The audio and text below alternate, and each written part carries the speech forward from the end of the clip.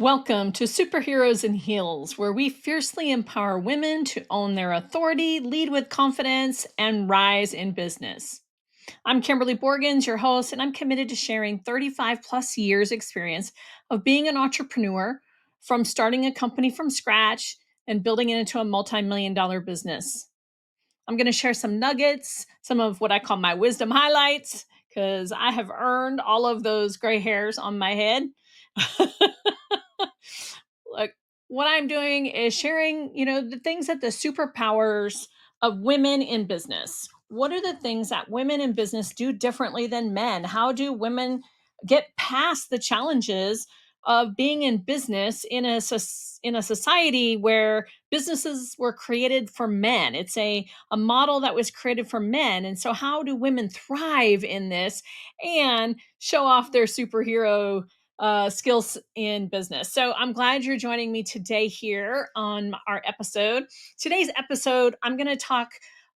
Really, I'm answering some questions. I had some people who had put out some questions and asked me about those things, like what is it like to be an entrepreneur? What are the things that drive entrepreneurship, and why is that important? For moving forward. And I have to say, is I it's been crazy to think back here with this podcast, but to think back about the things that actually got me started as an entrepreneur. Like, I never really thought about it until people ask questions. So, the first question that we're going to answer today comes from Danielle Bruznik. If I said it wrong, Danielle, I apologize. Danielle Bruzik. But her question was, how did you make the leap to entrepreneurship? So the reality in that question is kind of, it's been a minute. I had to really think about this. Just it's been a minute since I started out as an entrepreneur. I've been in business as an entrepreneur for 33 plus years, and but my first entrepreneurial gig, I would say, was about 35 years ago. So it's been around, but I really, at that time, I just wanted more. I was raised in a military household. Things that my parents used to say were, if I wanted a candy bar or a new toy or anything else that, any kid would want, right? The comments that I heard in my household, and probably many of you have heard this as well, is we don't have that kind of money. I know my mom used to say that quite a bit. uh, Money doesn't grow on trees. Or what do you think? Money grows on trees or something? Like, come on, y'all. The reality, okay, I'm just going to stop there for a quick second. Money is paper. Paper comes from trees. So, yes, money comes from trees. I didn't know that as a kid, but as an adult, I have figured that one out. So, yes, money does grow on trees. Or the ones that one that my dad used to say is, well, how does it feel to want? Okay. Look, like I said, I grew up in a military household. My father was in the military. And just so that you know, I just want to put a plug out there to all my military veterans, all those who are in active military, is I'm a huge supporter of our military. But US military members do not get paid very well, right? They don't get paid very well to defend us, right? And they're raising families, they're uprooted a lot. I remember as a child, and I don't remember which base we were on, but I do remember this is like, I remember these big rig trucks delivering these big blocks of cheese, right? Big boxes of powdered milk and tubs of peanut butter. And my mom would go home and my mom would cut up the cheese, put it in smaller chunks in the freezer. We ate peanut butter and jelly sandwiches, cheese sandwiches a lot. And I just want to say, as a military brat, the kids, we learn to do a lot on a little bit of income. And I don't think people realize that the majority of the military members do not make a lot of money. So I know that when I was growing up, I just knew that there was a lot of lack. And I didn't want that as an adult. Like, who does, right? Everybody aspires to be better. So I just remember that, that was a challenging time for me. And then my parents got divorced when I was 13, and my mom became a single mom. Yeah, she got some child support from my dad because the military automatically requires that, right? But it was nowhere enough to raise four teenage daughters at the time. And, I remember in high school, I used to have to walk to school. No, it wasn't uphill both ways. It was flat land. But at that time, buses, they had shifted it in California. And if you lived within a certain period, there was no bus to pick you up. So you had to walk. So I know that I had to walk to school every morning, and it took me about an hour to get to school every morning. So I would walk to school, but along the way, there would be money on the ground, and I'd pick up that money and put it in my pocket. And, other kids used to like laugh at me or joke at me or pick on me or whatever. And I'm just like, hey, whatever, money's money. And I put it in my pocket and I'd take it home, I put it in a jar and I'd save it. Uh, I know that I also, because my mom didn't have money, I worked in the school cafeteria from ninth grade into my senior year. So I worked in the snack bar. I don't know if they still have that now. I think they still do. Kind of aging myself, but I remember, we had the snack bar in high school and in junior high, and I know now they call it middle school. So, but we would go to, I'd leave class like 10 minutes early to go set up to help with the snack bar.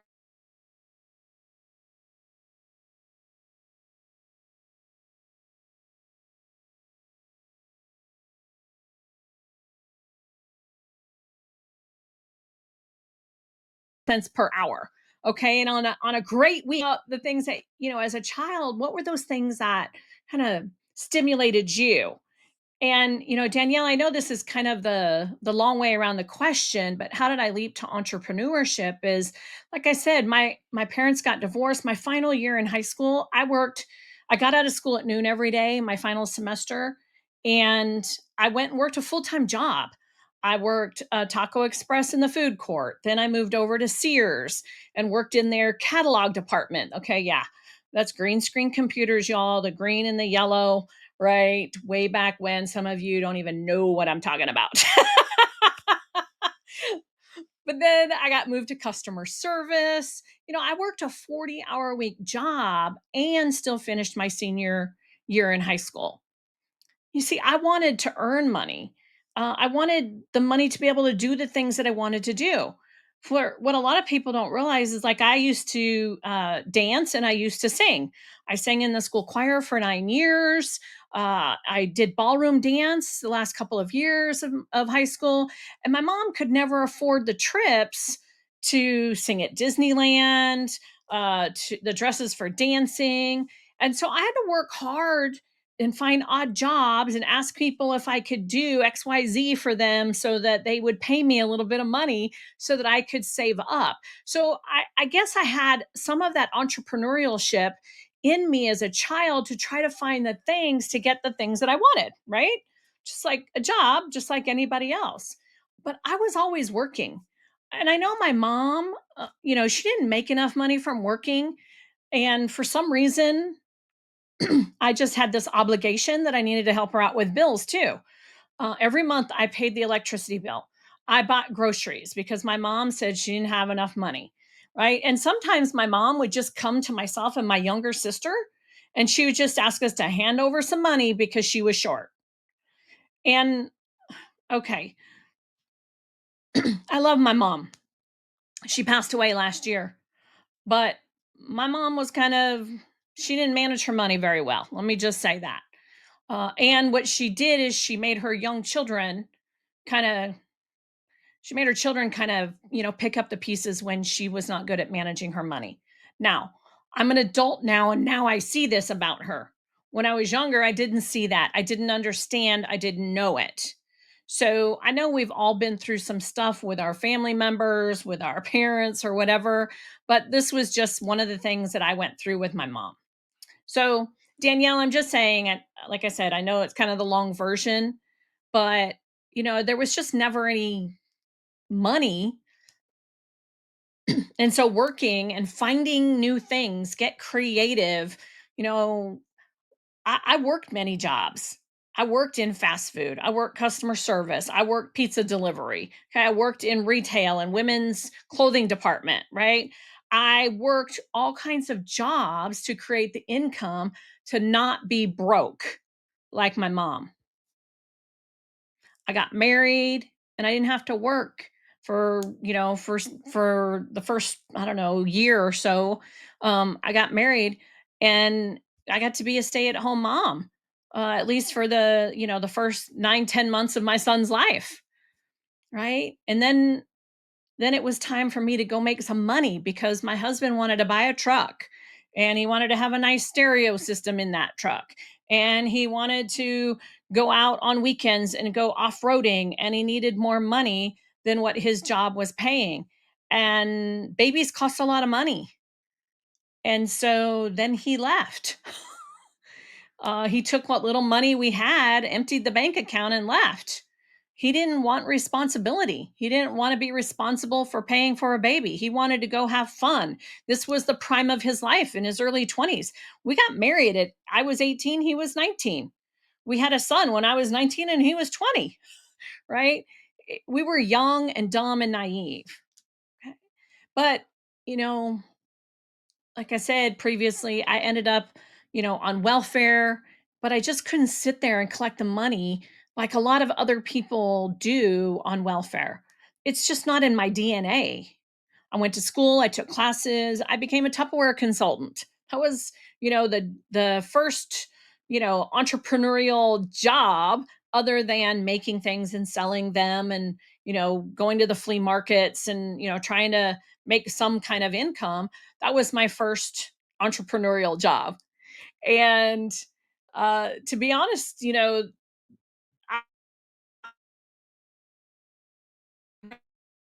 not only that, I didn't like to speak in public. I was scared to death of that. That's a whole nother story and all that, but that's the reality. And but I was really good at customer service and I was really good at getting tasks done. So, in response to your question, I want to say, to be honest, the true reason that I'm an entrepreneur is because of my husband. When we met, I was in the police academy. He was working for a private investigator, you know, and I know you're thinking that's how we met, but it's not true. We met at a bar. Okay. Can we just be real here for a second? I was out dancing with a girlfriend. This guy asked me to dance a few times that night. And at the end of the night, he asked me for my phone number, and I said no. I was still in the middle of my divorce. I was just like, I just needed a break. My mom was watching my son. A week later, my girlfriend and I were going out again, and we went to a different bar. It was the same band, and he happened to be there. By the end of the night, he asked for my number again, and I gave it to him in the parking lot. He jumped up and clicked his heels like Fred Flintstone. Okay, that's my version. He calls it the Lucky Stars guy or the Lucky Charms guy. So, I didn't grow up with entrepreneurial mindset, but he did. My husband grew up with an entrepreneurial mom. His dad dabbled in entrepreneurship. His grandparents, his grandmother and grandfather owned their own businesses. They were entrepreneurs. For him, it was just a normal thing. That was the life, right? And I just went along for the ride. When he said, "Do you want to start a business together?" It was like, "Sure. Okay, let's do this. I'll have some freedom to take care of my son, to have this relationship," right? Oh boy, that's a whole nother story there. But it sure has been a ride for the past 33 years of business. So, to answer your question, it wasn't born in me. It wasn't something that came to me naturally. I actually had to learn how to be an entrepreneur. And that didn't happen until my husband said, "Hey, do you want to do this together?" So, I think that's a great question because a lot of people think that I'm just a natural entrepreneur, and I'm not. I'm a entrepreneur by choice. I'm an entrepreneur by design because I worked hard to make that happen. And I have learned a lot along the way. So, Danielle, thank you so much for asking that question. I think that's a great question. It's a great reminder for me, too, of where did that start? I had never really thought about it. So, that one was a great question. Okay. We have another question that I wanted to share also today. And that question is from Tina Whitwam. And Tina says, this was her question. I notice a lot of entrepreneurs think differently, and especially at a young age. Like my husband, who used to sell lunch desserts to other students in elementary school because he wanted the money to do other things. When did your brain decide you wanted more than a paycheck or something else providing for you? There is more available. When did your mind think that? And then she says, such an intriguing mindset because there are people that get stuck on the employee wheel, but it never dawns on them to succeed on their own with real action and risk and get up if it fails somewhere along the way and do it again. I think that's a question, Tina. Thank you so much for that question, for that awareness. But I think that um, we got to pay attention to the reality of entrepreneurship, right? I wasn't the kid who came from the entrepreneur spirit. Like I said earlier, I just, it was just a way to survive at first. And, like I said at the time, I got on the entrepreneur boat when my, at the time, fiance asked if I would build a business with him. We got married after the business had already started, right? I could set my own hours, have that freedom to be with my son, and then work with raising my kids. Like I said earlier, boy, was I naive on that one. I'll save that for another story. But it's been 33 plus years that I've gotten to learn about entrepreneurship. So let me share a few statistics with you, Tina, in case you didn't know this. And for those of you out there that don't know it, who are entrepreneurs, who are thinking about being entrepreneurs, who are hobbyists, and all of those things, is there's about 170 million people in the workforce in the United States as of January 2025. Okay. 170 million people out there working. And about 28 million of those are business owners. That means that they're entrepreneurs that have employees on payroll. Okay. So if you have employees and you're paying them on payroll, you're called a business owner. Okay. There's a shift in dynamic from entrepreneur to business owner. Okay. Then there's about 9.5 million entrepreneurs out there, meaning that they don't have employees. They might pay independent contractors, they're paying vendors, but they don't have employees on payroll. Then there's about 80 million people out there that are working a job for a company, one of those business owners, right? They're working a job for a company and they have a side hustle. So imagine that, about 80 million people out there working a job and having a side hustle. Now, they could be working part time or they could be working full time and have a side hustle. So that means that there's about 83 million people that are only employees for a company. They don't have a side hustle. They're not looking at entrepreneurship and they're not business owners. Okay. I call these people the worker bees.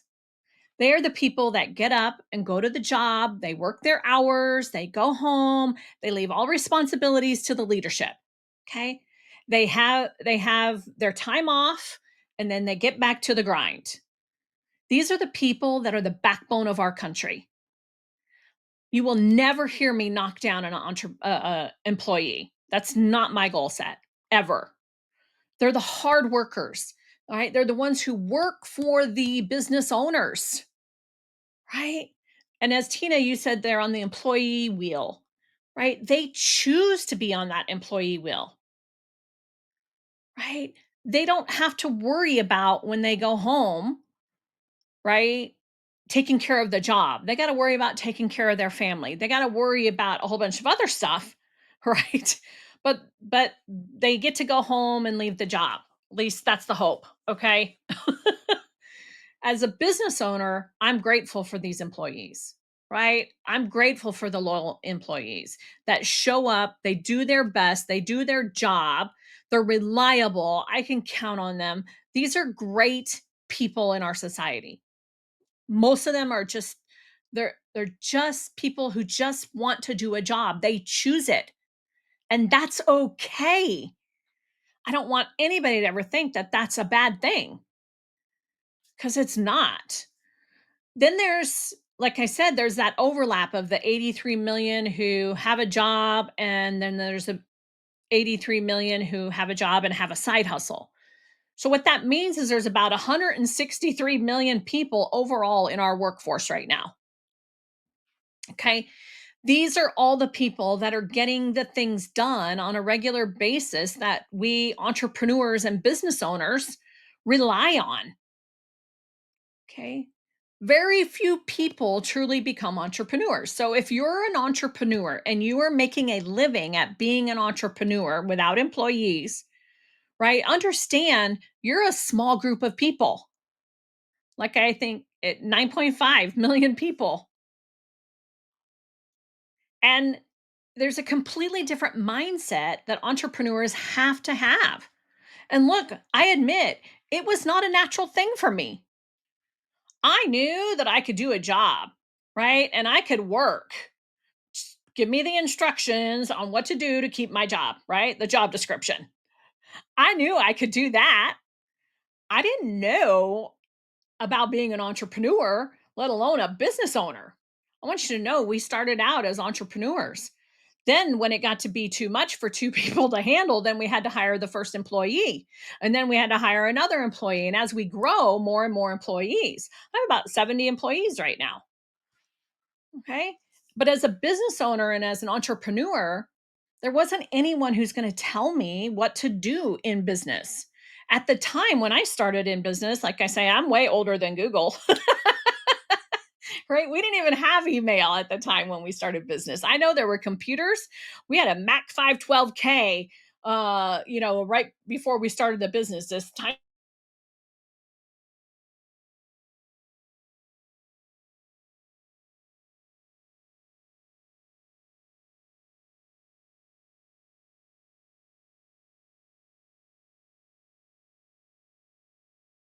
we didn't have people teaching us. There were very few mentors, and let alone there were very few entrepreneurs, so the mentors weren't there either. But as an entrepreneur and a business owner, you have to figure out by trial and error, right? You have to follow the rules of business even though you don't know them. Okay? You have to follow the rules of, the laws and rules of the state and federal government. And just because you don't know them doesn't mean you get a free pass for not following them. Okay? Can I say that in order to be an entrepreneur and to be a business owner, you have to become a student every single day. You have to be willing to learn, to make adjustments, right? To change with the society, change with the rules and regulations and the new laws that are coming about. You must adapt to what's next.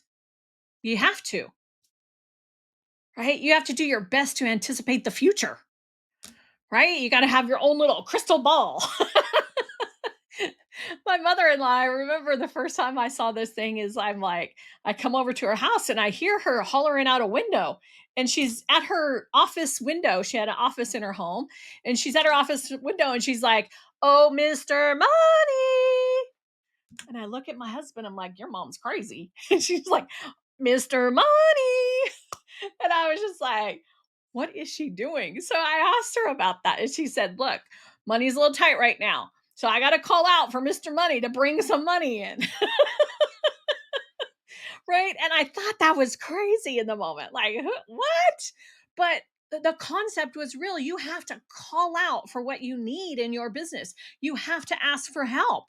So now to this day, I still like will go in my mind, even if I'm not saying out loud, looking crazy like her, I'll go, "Oh, Mr. Money, we need you now." Right? Because some people just don't realize how how tight money can get for being an entrepreneur. You don't get that regular paycheck. Look, for the first 10 years as an entrepreneur, I didn't get paid. We didn't get paid as a family. I worked jobs alongside of being an entrepreneur. I was an entrepreneur full time, and I was working a job part time.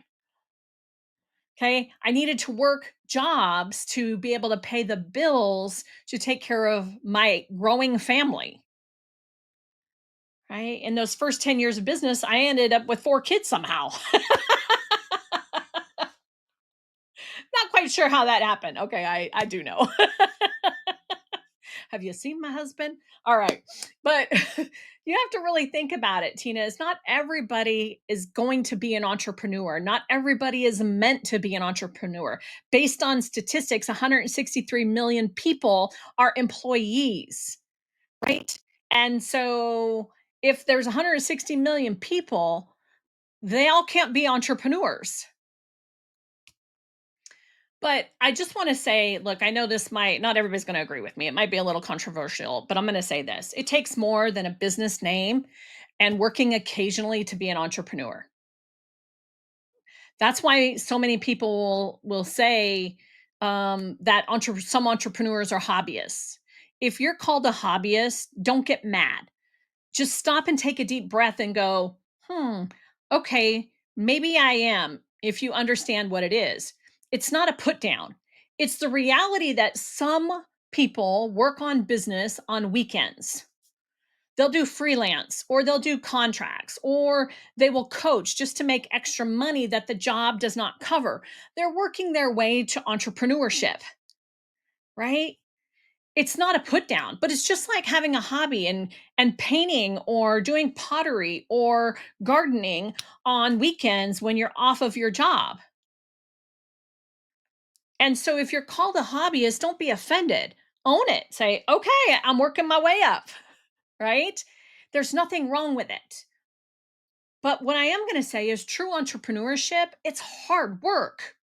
It takes a level of commitment that most people are not willing to commit to. That's why there's so few entrepreneurs out there, right? It's getting up in the middle of the night or very early in the morning to complete the necessary work that you have to do for your business before you go to your job. It's missing out on some of the fun things in life, right? Going boating on the weekends with your in-laws or, going skiing in the winter to cover your expenses in your life. It's covering shifts when employees don't show up for work or they quit without notice because they wanted to go have fun with their friends in the summer. Being an entrepreneur or business owner is taking on a level of responsibility that most people are not willing to take on. It requires you to do things that you can't watch the clock to punch out for. And not everyone should be an entrepreneur. If everyone was an entrepreneur, then there would be no employees to work what you are building as an entrepreneur. Some people dream of being an entrepreneur because they see the positive outcomes that entrepreneurs have, right? But they don't always see the other side of that coin, where the hard work is, where the missed school events and the meals missed with their kids, the stress and the sleepless nights, worrying about how you're going to cover payroll when your clients haven't paid you and they're behind, right? The chargebacks from people who purchased from you and then decided that they wanted a refund even after they got the work or the product that they've already used, but they say they didn't like it, right? That right there is what keeps people in their jobs, Tina. Not everyone is designed for it. Not everybody's designed to be an entrepreneur. And like I said, I wasn't a natural entrepreneur, but I embraced it and I dug in and I learned all that I could about it in order to be successful at it. Look, I messed up along the way and I learned from that too. If you're a hobbyist and you're working your way to becoming a full on entrepreneur, that's great. Then consider joining me over at the Hive Society. That's my membership program where I help women entrepreneurs build solid foundation for success. You can go to bealegacy.com/community. So bealegacy.com/community and check it out. If you're serious about getting out of the hobbyist lane, then come join me over there. But, Tina, I just want to remind you that not everybody's designed for it. And what happens sometimes is entrepreneurs kind of get into these communities of a whole bunch of other entrepreneurs. So we think that the majority of the people around us are everybody's an entrepreneur. But the truth is, that's not the case. It's a small percentage of people who are entrepreneurs. It's a small percentage of people who think through what being an entrepreneur really is. It's a small percentage of people that are willing to take on that responsibility, and that's okay. There's a much greater percentage of people who are working jobs, who are doing the things that are necessary to take care of their families. They're doing the things necessary for themselves.